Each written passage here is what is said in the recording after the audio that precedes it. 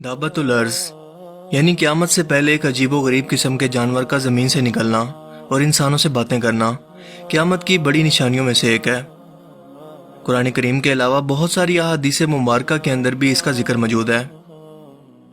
ये जानवर कहाँ से और क्यों निकलेगा, इसके निकलने के पीछे हिकमत क्या है, ये कैसा दिखता होगा और क्या क्या करेगा, और दरअसल आज के दौर के अंदर इसकी हकीकत क्या है, ये सब की सब बातें हम आज की इस वीडियो के अंदर जानने वाले हैं।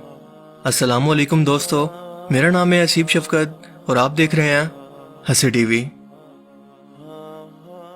मसनद अहमद के अंदर हज़रत हुज़ैफा से रिवायत है कि रसूल पाक सल्लल्लाहु अलैहि वसल्लम ने इरशाद फरमाया कि क़यामत इस वक्त तक कायम ना होगी जब तक तुम इससे पहले ये निशानियां ना देख लो।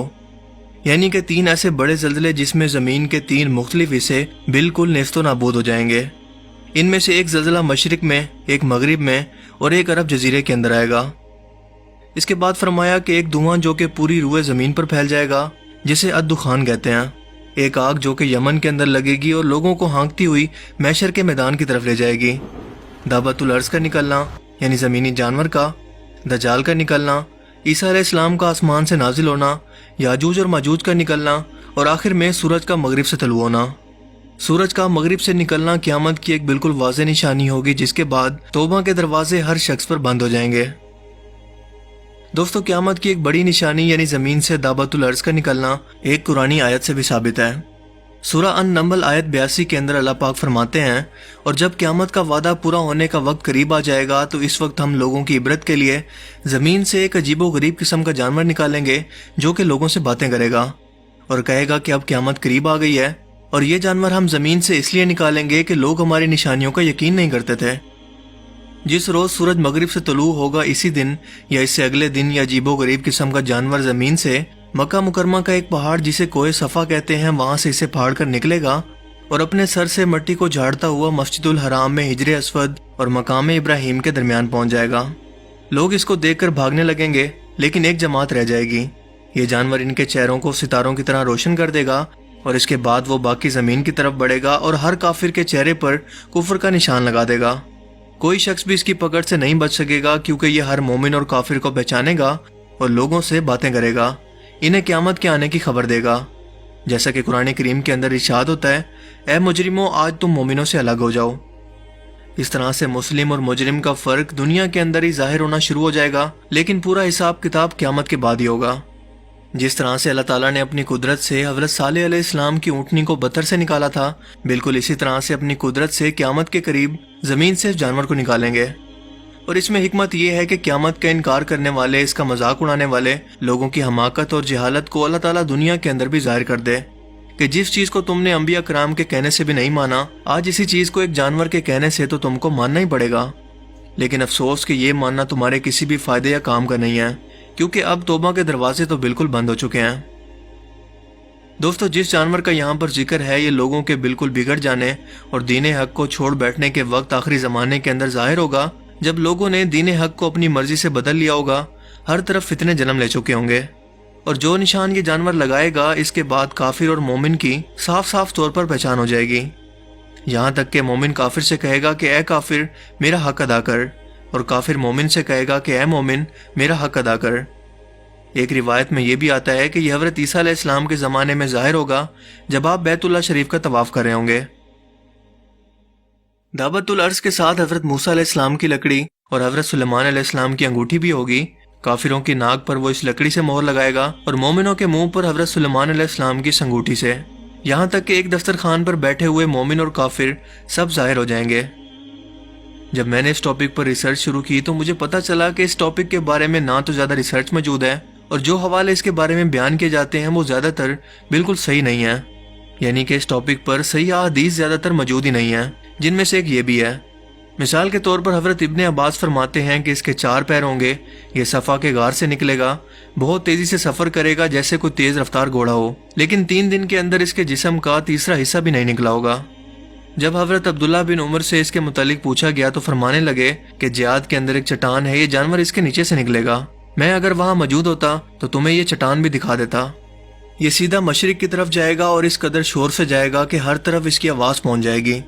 پھر شام کی طرف جائے گا، وہاں بھی چیخ لگا کر پھر یمن کی طرف متوجہ ہوگا، یہاں بھی آواز لگا کر شام کے وقت مکہ میں چل کر صبح کو اصفہان پہنچ جائے گا۔ لوگوں نے پوچھا کہ پھر کیا ہوگا؟ آپ نے فرمایا کہ مجھے معلوم نہیں۔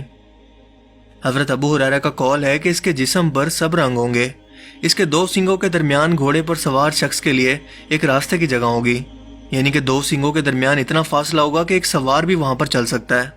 یہ موٹے نیزے اور بھالے کی طرح کا ہوگا، اس کے بال ہوں گے، کھر ہوں گے، داڑھی ہوگی، مگر دم نہیں ہوگی۔ 3-4 دن کے اندر یہ مسلسل 1/3 باہر آئے گا، حالانکہ یہ تیز گھوڑے کی طرح چلتا ہوگا۔ اس کا سر بیل کے سر سے ملتا ہوگا، آنکھیں خنزیر کی آنکھوں جیسی ہوں گی، کان ہاتھی کے جیسے ہوں گے، شتر مرغ جیسی گردن ہوگی، چیتے جیسا رنگ ہوگا، بلی جیسی کمر ہوگی، مینڈے جیسی دم ہوگی، اونٹ جیسے پاؤں ہوں گے۔ اس کے ہر 2 جوڑوں کے درمیان 12 گز کا فاصلہ ہوگا۔ حضرت موسیٰ علیہ السلام کی لکڑی اور حضرت سلیمان علیہ السلام کی انگوٹھی اس کے ساتھ ہوگی، اور یہ جانور بنا ماں باپ کے اللہ تعالیٰ کے حکم سے پیدا ہوگا۔ دوستو، اس وقت ایک اندازے کے مطابق ہماری زمین پر 1 کروڑ سے بھی زیادہ مخلوقات موجود ہیں، جن میں سے زیادہ تر کے بارے میں ہم جانتے ہی نہیں ہیں، اور اگر آج ہم ان جانوروں کی لسٹ بنانے لگیں تو ہر ایک کو دریافت کرنے کے اندر ہمیں تقریباً 1000 سال لگیں گے۔ ہم انسانوں کی سوچ اور کوشش بہت مختصر ہے، مگر اللہ تعالیٰ کی قدرت کچھ بھی نیا پیدا کرنے سے عاجز نہیں ہے، جس میں یہ جانور بھی شامل ہے۔ اب آپ کو یہ کلیئر کرتا چلوں کہ اس جانور کا ذکر قرآن پاک کے اندر بھی موجود ہے، لیکن اس کی جسامت کے بارے میں جو احادیث بیان کی جاتی ہیں، جب میں نے اس پر ریسرچ شروع کی تو پتہ چلا کہ زیادہ تر احادیث اس کے بارے میں صحیح نہیں ہیں، یعنی ان احادیث کے اتھینٹک ہونے کے بارے میں کوئی ثبوت موجود نہیں ہے جو یہ بتا سکیں کہ یہ جانور دراصل کس شیپ کے اندر ہوگا، کیا یہ واقعی جانور ہوگا، یا یہ کسی ٹیکنالوجی کے بارے میں بات ہو رہی ہے، یا کسی ایسے فتنے کے بارے میں جو کہ کافر اور مومن کو آخری وقتوں کے اندر بالکل الگ الگ کر دے گا۔ لیکن دوستو، میری ذاتی ریسرچ اور سوچ کے مطابق یہ جانور دراصل ایبسٹریکٹ معنوں کے اندر بیان کیا گیا ہے۔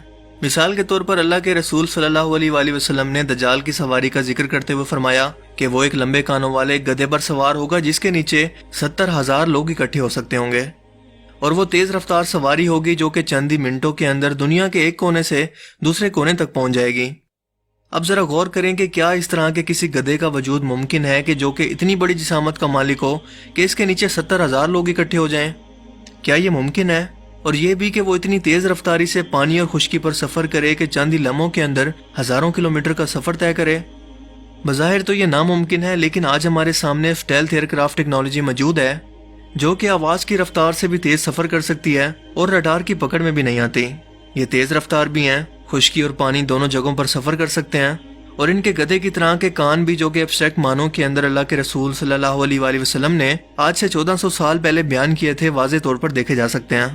یعنی کہ اللہ کے رسول صلی اللہ علیہ وآلہ وسلم یہ بات پہلے سے جانتے تھے کہ یہ سواری کیسی ہوگی، کس طرح سے کام کرتی ہوگی، لیکن کیا آج سے 1400 سال پہلے عرب کے صحرا کے اندر موجود صحابہ کرام کو یہ سمجھانا ممکن تھا کہ ایسی بھی کوئی اڑنے والی مشین ہوگی جو کہ پرندوں سے بھی زیادہ تیز منٹوں کے اندر سفر کرے گی اور کئی 100 کلومیٹر کا سفر طے کر کے اتنی تیز رفتاری سے پانی اور خشکی پر موجود ہوگی کہ جس کا اس وقت کے لوگ تصور بھی نہیں کر سکتے تھے؟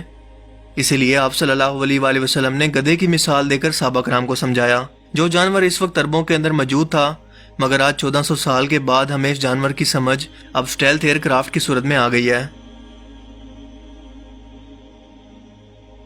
بالکل اسی طرح سے اللہ کے رسول صلی اللہ علیہ وآلہ وسلم نے حضرت جبرائیل فرشتے کی جسامت کا ذکر کرتے ہوئے فرمایا کہ ان کے ایک کندھے سے کان کی لو تک کا فاصلہ اتنا ہے کہ ایک تیز رفتار پرندہ 500 سال تک اڑتا رہے۔ اب یہاں پر بھی ایبسٹریکٹ معنوں کے اندر مثال دے کر سمجھایا گیا ہے، کیونکہ آج ہم سبھی لوگ جانتے ہیں کہ ہم لوگ سفر کو ماپنے کے لیے میٹر، کلومیٹر اور مائلز وغیرہ کے یونٹ کو استعمال کرتے ہیں، اور اسپیس کے اندر لائٹ ایئرز کو۔ لیکن کیا یہ اسکیل اگر آج سے 1400 سال پہلے اللہ کے رسول صلی اللہ علیہ وآلہ وسلم صحابہ کرام کو سمجھانے کی کوشش کرتے تو کیا ان کو بات سمجھ میں آتی؟ یقیناً نہیں سمجھ پاتے کہ حضرت جبرائیل علیہ السلام کے کندھوں اور کان کی لو کے درمیان 500 لائٹ ایئر کا فاصلہ ہے۔ یہ میں نے مثال کے طور پر بولا ہے، اسی لیے اس کی مثال آپ صلی اللہ علیہ وآلہ وسلم نے اس وقت موجود ایک تیز رفتار پرندے کی اڑان سے دی تاکہ صحابہ کرام اس کو ریفرنس کے طور پر سمجھ سکیں۔ اب بالکل یہی کیس دعوت الارض کے ساتھ بھی ہے، یہ بھی ایبسٹریکٹ معنوں کے اندر مثال کے طور پر سمجھایا گیا ہے۔ اسی لیے آپ کو بتاتا چلوں کہ دعوت الارض کا زمین سے نکلنا اور کفر و شرک اور حق پر موجود انسانوں کو الگ کرنا قرآن پاک سے ثابت ہے۔ اس کے علاوہ اس کے بارے میں جو بھی احادیث موجود ہیں، مثال کے طور پر اس کی جسامت اور اس کی خصوصیات کا ذکر جن احادیث مبارکہ کے اندر کیا گیا ہے، وہ میں پہلے بھی بتا چکا ہوں کہ معتبر یا صحیح نہیں ہے۔ یعنی یہ جانور جو 3 دن تک زمین سے نکلتا رہے گا، ممکن ہے کہ کسی ایسے فتنے یا سسٹم کی طرف اشارہ کر رہا ہو جو انسانوں کے ایمان کا امتحان لے گا۔ مثال کے طور پر یورپ اور امریکہ کے اندر آج کل RFID چپ کا استعمال کیا جا رہا ہے، جس سے کسی بھی انسان کی شناخت کو ایک نمبر یا کوڈ کے اندر بدل کر اس کی ہر ایک چیز کی نگرانی کرنا، اس کے دماغ اور سوچوں کو کنٹرول کرنا، اسے اپنی اطاعت کے لیے مجبور کرنا اور ہر وہ کام کروانا جو وہ اس سے کروانا چاہتے ہوں ممکن ہے، جس کا ذکر ہم پہلے کی ایک ویڈیو کے اندر تفصیل سے کر چکے ہیں، اور اس پر ایک فلم دی گریٹ اسٹیٹ کو بھی میں نے ایکسپوز کیا ہے کہ کیسے سچ دکھانے پر اس فلم کے ڈائریکٹر ڈیوڈ کرولی کو اس کے بیوی بچوں سمیت گھر کے اندر قتل کر دیا گیا۔ ممکن ہے یہ جانور دابا اسی ٹیکنالوجی کے فتنہ کی طرف اشارہ کر رہا ہو، اور یہ جانور جب حملہ کرے گا تو جو شخص بھی اس فتنے کو اپنائے گا اس پر یہ چھاپ یعنی کہ اپنا نشان لگا دے گا، جس سے کافر کافر رہے گا، اور جو اسے نہیں اپنائے گا وہ اپنا ایمان بچا لے گا۔ یہ نشان، جسے مارک آف دی بیسٹ یا شیطانی چھاپ بھی کہتے ہیں، اس کا ذکر بائبل کے اندر بھی موجود ہے۔ اسی طرح سے یہ فتنہ دنیا بھر کے اندر پھیل کر لوگوں کا امتحان اس طرح سے لے گا کہ اس وقت آپ کی شناخت، آپ کا بینک بیلنس، آپ کا کھانا پینا، سب کچھ اسی چپ کی مدد سے خریدنا ممکن ہوگا۔ اسی لیے صبر کرنا اور اس وقت پر اپنے ایمان پر سلامت رہنا آپ کے مومن ہونے کی نشانی ہوگی۔ اس ٹاپک کو اگر آپ مزید ڈیٹیل سے سمجھنا چاہتے ہیں تو اس پر میری ایک پوری ویڈیو موجود ہے، جس کا لنک آپ کو ڈسکرپشن میں مل جائے گا۔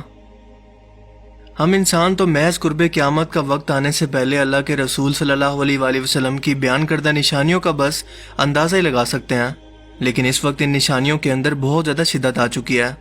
جیسا کہ آپ صلی اللہ علیہ وآلہ وسلم نے فرمایا تھا کہ قیامت کی نشانیاں تسبیح کے دانوں کی طرح ہیں، اور جب تسبیح ٹوٹتی ہے تو ایک ایک کر کے پوری تسبیح بکھرنا شروع کر دیتی ہے۔ اللہ تعالی ہمارے ایمان کی حفاظت فرمائے اور ہمیں اس شیطانی فتنے کو سمجھنے کی توفیق عطا فرمائے، آمین۔ مجھے امید ہے کہ آج کی اس ویڈیو سے آپ کو بہت کچھ نیا جاننے کو ملا ہوگا اور آپ کو یہ ویڈیو پسند آیا ہوگا۔ اگر یہ ویڈیو آپ کو اچھا لگا تو اسے لائک کیجئے اور اسے اپنے دوستوں کے ساتھ بھی ضرور شیئر کریں۔ اب میں ملوں گا آپ سے ایک نئی انٹرسٹنگ ویڈیو میں، تب تک کے لیے اپنا بہت سا خیال رکھیے گا۔ Thanks for watching this video. اللہ حافظ۔